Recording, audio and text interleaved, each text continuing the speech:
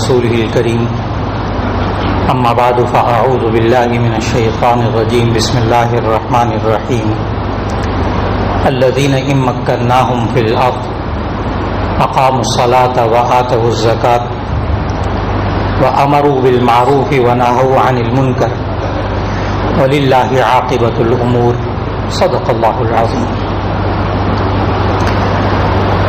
اللہ رب العزت نے ہمیں جہاں زندگی بھر کے آداب سکھائے، وہاں اللہ تعالیٰ نے ہمیں یہ بھی ادب سکھایا کہ اگر اللہ انسان کو کسی زمین میں اپنا اختیار استعمال کرنے کا موقع دے، ایک ملک دے کر، ایک صوبہ دے کر، ایک علاقہ دے کر، ایک ادارہ دے کر، کوئی ایک جگہ جہاں انسان کا اختیار چلتا تو اسے کیا کرنا چاہیے؟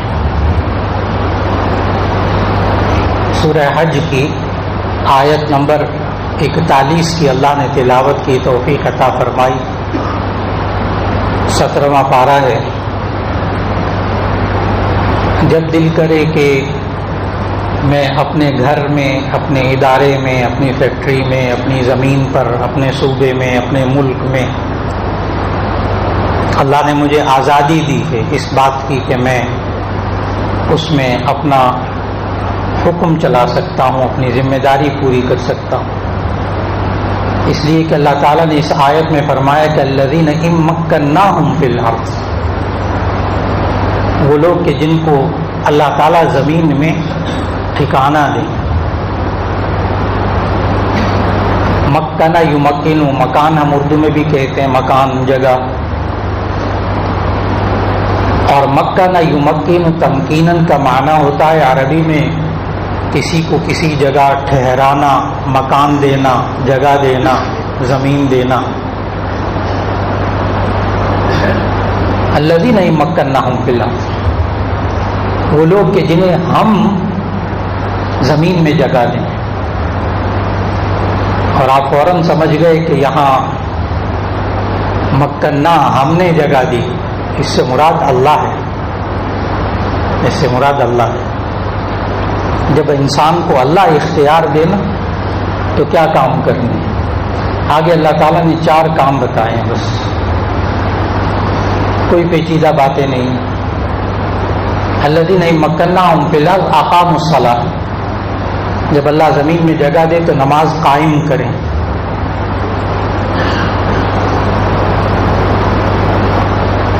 یہاں یہ نہیں کہا کہ نماز پڑھیں، صلو نہیں کہا۔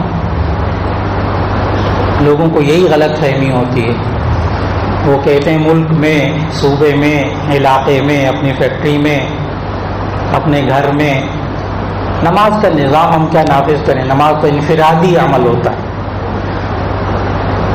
یہ تو انسان کے انڈیویجول عبادت ہے، ذاتی عمل ہے، ذاتی عمل ہے نماز پڑھنا۔ اور یہاں جو اللہ نے حکم دیا وہ نماز پڑھنے کا حکم نہیں دیا۔ الفاظ پر غور کیجیے گا، الذین ان مکناہم فی الارض اقاموا الصلاۃ۔ حضرت شاہ ولی اللہ رحمہ اللہ نے حجت اللہ البالغہ میں اسی آیت کی تشریح کرتے ہوئے اقاموا الصلاۃ کا معنی بیان کیا کہ اقامہ کا معنی عربی کے اندر اقام یقیم اقامتاً کا معنی قائم کرنا، شائع کرنا، عام کرنا، نافذ کرنا۔ عربی ڈکشنری اٹھا کر دیکھیں، وہاں بھی آپ کو اقامہ کے معنی یہ ملے گا، قائم کرنا۔ الذین اقاموا الصلاۃ، وہ لوگ کہ جو نماز قائم کریں، خود تو پڑھنی ہے، باقی کے اوپر بھی ان کو بھی کہنا پڑے۔ اس سے کیا ہوگا؟ ثواب ملے گا آخرت میں۔ دنیا میں کیا ہوگا؟ اگر ہم اپنے گھر کے افراد کو، گھر کے ملازمین کو، اپنے کوک کو، باورچی کو، اپنے چوکیدار کو، اپنے گارڈ کو، اپنے دفتر میں اپنے ماتحتوں کو جب ہم نماز کا کہیں گے، نماز کا پابند کریں گے، اقاموا الصلاۃ۔ اس سے ہوگا کیا پھر؟ اب 21ویں پارے کی پہلی آیت پڑھیے گا، اس کا ترجمہ پڑھیے گا. اتل ما اوحی الیک من الکتاب واقم الصلاۃ ان الصلاۃ تنہی عن الفحشاء والمنکر. اقم الصلاۃ، تم نماز قائم کرو. کیوں؟ کیا ہوگا اس سے دنیا میں، انسان کی زندگی میں؟ کہ ان الصلاۃ تنہی عن الفحشاء والمنکر، کہ نماز انسان کو بے حیائیوں اور برائیوں سے روکے گی. ہم چاہتے ہیں نا کہ ہمارے ملازمین برائی نہ کریں، بے حیائی پہ کام نہ کریں، تو ان کو نماز پڑھنے پہ لگا دیں. خالق نے کہا ہے، کسی مولانا صاحب نے نہیں کہا جن سے آپ کہہ سکتے ہو کہ جی مولانا مجھے آپ کی رائے سے اختلاف ہے. نماز تو انفرادی عمل ہوتا ہے، جو پڑھے نہ پڑھے. اقام الصلاۃ، نماز قائم کرو. ایک ذمہ داری ہے، گھر میں اللہ نے حکومت دی ہے، گھر کے افراد کو نمازی بنائیے. اللہ نے ایک فیکٹری کے اندر آپ کو مالک بنایا اس زمین کا، وہاں کے رہنے والوں کو نمازی بنائیے. ان کو ماحول دیجیے، ان کے لیے مسجد بھی بنائیے، ان کے لیے وقت بھی دیجیے، ان کے ٹائم ٹیبل بھی رکھیں، ان کے لیے امام بھی مقرر کریں. ہوگا کیا وہاں؟ کہ یہ نماز ان کو بے حیائی برائیوں سے روکے گی. ایک کام، جب اللہ زمین دے، ملک دے، آزادی دے، تو پہلا کام آزادی کس چیز کی؟ یہی آزادی الذین مکناہم فی الارض. جب ہم تمہیں آزادی دیں کہ تم وہاں ہر سب کچھ کر سکتے، تم اپنا حکم چلا سکتے. تو اقاموا الصلاۃ، نماز قائم کیجیے. نمبر 2، آتوا الزکاۃ، زکوٰۃ ادا کیجیے. زکوٰۃ ادا کیجیے. حضرت عمر فاروق رضی اللہ تعالیٰ عنہ نے اس بات کو جو نبی صلی اللہ علیہ وسلم نے مدنی زندگی میں اسلامی ریاست میں شروع کی تھی، اس کو کہاں تک پہنچایا. ممکن ہے کوئی صاحب کہیں کہ یہ ڈنڈے کے زور سے تو نہیں کروانا چاہیے نا یہ سب کچھ، زکوٰۃ ادا کرنے کی خوشی سے دے گا.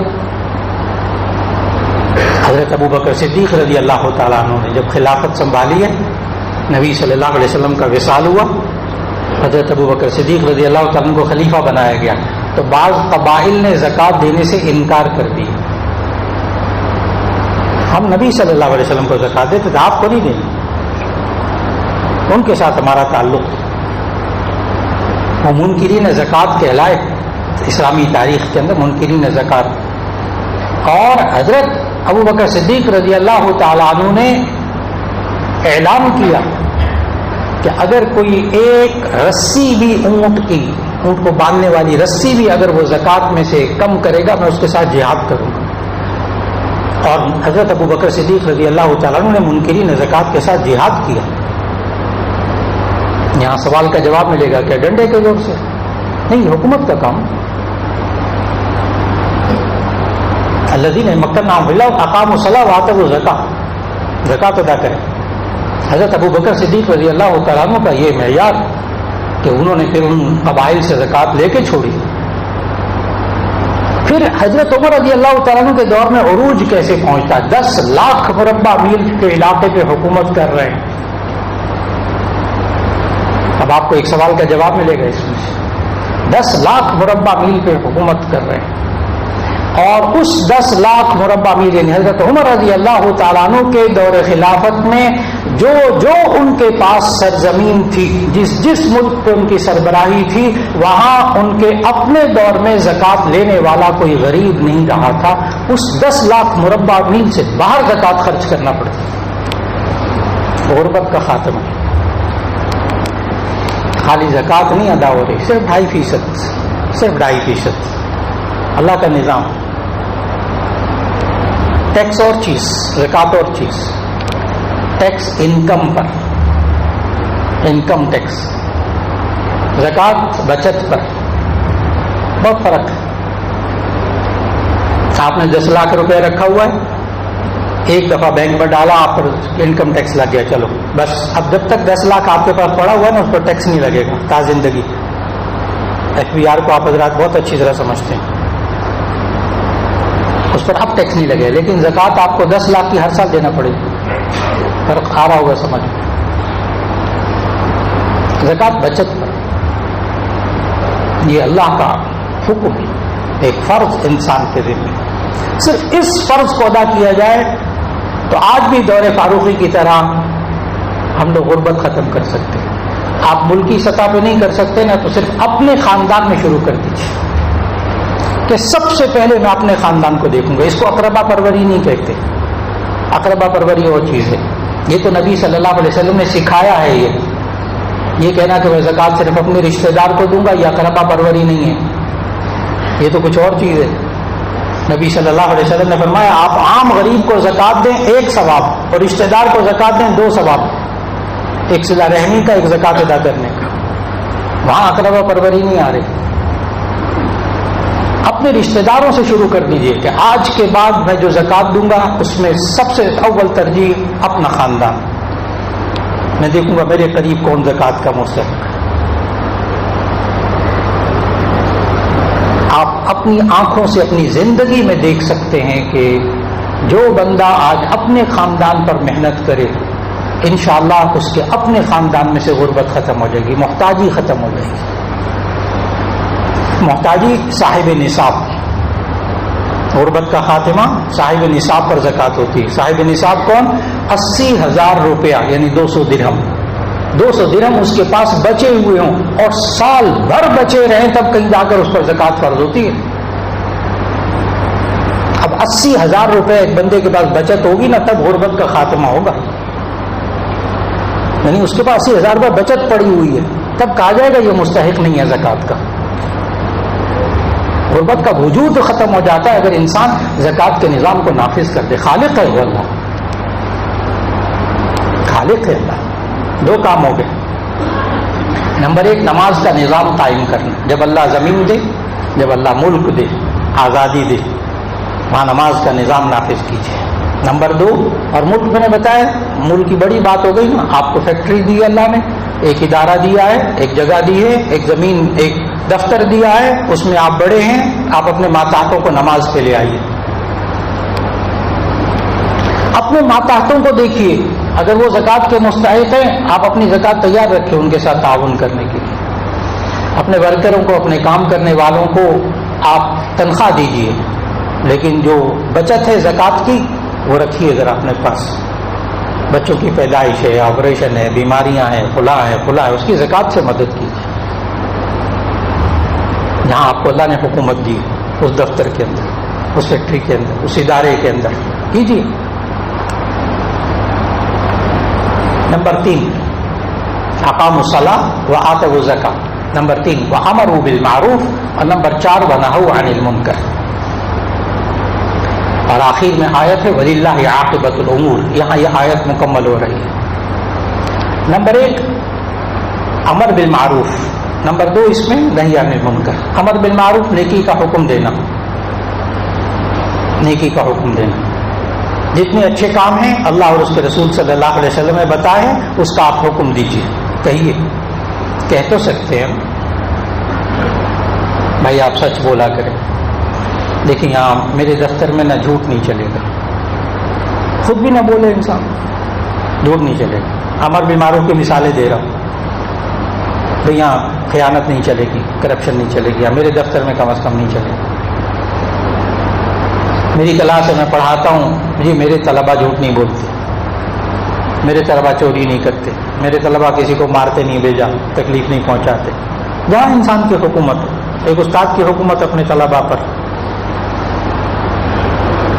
ایک محتمم کی حکومت اپنے ادارے، ایک پرنسپل کی حکومت اپنی جگہ، نافذ کر کے دیکھیے.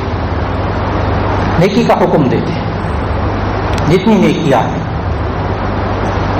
نمبر 2 ونہوا عن المنکر. اور وہ بری باتوں سے روکیں. بری باتوں سے روکنے کا بھی نبی صلی اللہ علیہ وسلم نے انداز بتایا، طریقہ بتایا، سلیقہ بتایا. فرمایا اذا رأى منکم منکرا فلیغیرہ بیدہ. یہ جتنی باتیں عرض کر رہا ہوں نا، ایک بندہ نہیں کہہ سکے گا مولانا یہ قابل عمل نہیں ہے اس دور میں. کہاں رہتے ہیں آپ؟ زمینی حقائق کی باتیں کیا کریں. اس آیت کے ترجمے میں جو جو بات عرض کر رہا ہوں، ایک بندہ نہیں کہہ سکتا کہ یہ ممکن نہیں ہے، میں نہیں کر سکتا، وہ نہیں کرتا، نہیں ہمارے عام طور پر مزاج یہ وہ نہیں کرتا، نہیں میں کر سکتا ہوں کہ نہیں کر سکتا، میں اپنی جگہ کر سکتا ہوں کہ نہیں کر سکتا۔ ایک بندہ نہیں کہہ سکتا کہ جی یہ ممکن نہیں ہے۔ اور جو حدیث سنانے لگا ہوں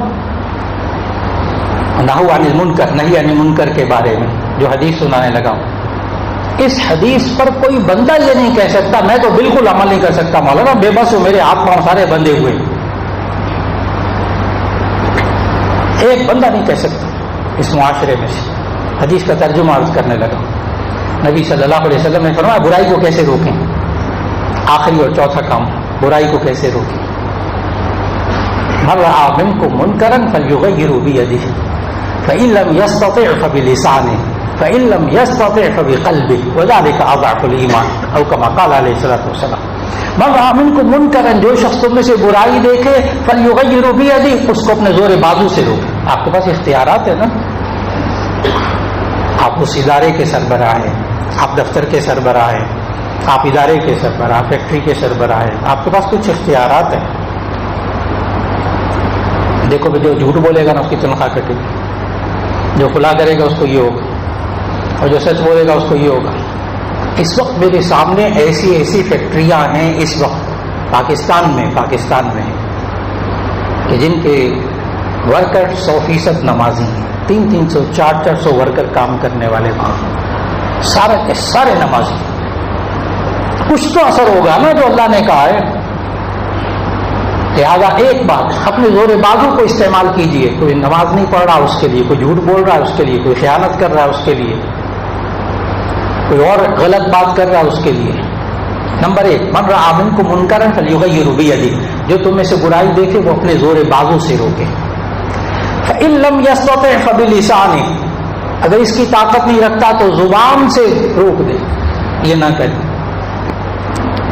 یہ نہ کرے، یہ غلط بات ہے، آئندہ نہیں کرنا یہ آپ نے، یہ تو کہہ سکتا ہے۔ چلے مولانا آپ کو کیا پتا، میں زبان سے بھی نہیں کہہ سکتا گھر کے اندر اپنے بیوی بچوں کو، میں بے بس ہوں بالکل، تو کوئی بات نہیں۔ اگلا تیسرا مرحلہ، وہاں بے بس کوئی نہیں ہے، زور بازو سے روکیے۔ نمبر 2، زبان سے روکیے، اگر نہیں زور بازو نہیں استعمال کر سکتے، طاقت نہیں استعمال کرتے۔ فإن لم يستطع فبقلبه، اگر زبان سے بھی کہنے کی طاقت نہیں رکھتے تو کم از کم دل سے تو اس کو برا سمجھیں، اس برائی کو۔ اس سے کس نے روکا ہے؟ یہ کیا ہوا کہ دل سے بھی برا نہیں سمجھنا اور اس برائی کو گھر میں عام کر دینا اور خود بھی برائی میں شریک ہو جانا، خود بھی اس برے کام میں شریک ہو جانا۔ دل میں اس برائی کو برا سمجھنے سے تو کسی نے نہیں روکا۔ اس تیسری سٹیج پر کوئی بندہ یہ نہیں کہہ سکتا کہ میں بے بس ہوں۔ اس تیسری سٹیج میں کوئی بندہ یہ نہیں کہہ سکتا میں بے بس ہوں، یعنی میں برائی کو برائی دل سے سمجھ بھی نہیں سکتا، سوال ہی پیدا نہیں ہوتا، کوئی بندہ بے بس نہیں۔ وَلِلَّهِ عَاقِبَةُ الْأُمُورِ، ہمارا کام ہے کوشش کرنا۔ آگے اللہ نے پتہ کیا کہا، وَلِلَّهِ عَاقِبَةُ الْأُمُورِ، کاموں کا انجام یہ اللہ کے ذمے ہے، کاموں کا انجام اللہ کے ذمے ہے۔ آپ کا کام بیوی بچوں اپنے ماتحتوں کے کان پہ اتارنا، اپنا زور بازو استعمال کرنا، اپنے اختیارات استعمال کرنا، اپنی زبان استعمال کرنا، دل میں بات ڈالنا اللہ کا کام ہے، یہ ہمارے بس میں نہیں ہے۔ کم از کم اتنا تو کرنا ہے۔ آگے اللہ نے خود کہہ دیا، آپ لوگ جب آپ کو آزادی ملے، ملک ملے تو 4 کام کر لیں۔ اللہ دین جب ضرورت پڑے سورہ حج کی آیت نمبر 41 الذین مکناہم فی الارض اقاموا الصلاۃ وآتوا الزکاۃ وامروا بالمعروف ونہوا عن المنکر، وہاں نماز قائم کیجیے۔ نمبر 2، زکوٰۃ ادا کروائیں۔ نمبر 3، نیکی کا حکم دیں۔ نمبر 4، برائی سے روکیں، اور پھر اس کے بعد انجام اللہ کے ذمہ ہے۔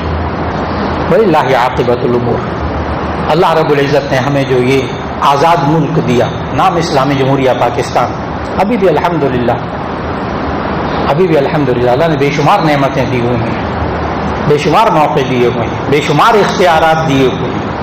اللہ ہمیں اس قرآن حکیم کے نظام کو، نبی صلی اللہ علیہ وسلم کے سیرت طیبہ کے مطابق نافذ کرنے کی توفیق عطا فرما دے، خود اپنے اوپر نافذ کرنے کی ہمیں توفیق عطا فرما دے۔ وآخر دعوانا ان الحمد للہ رب العالمین۔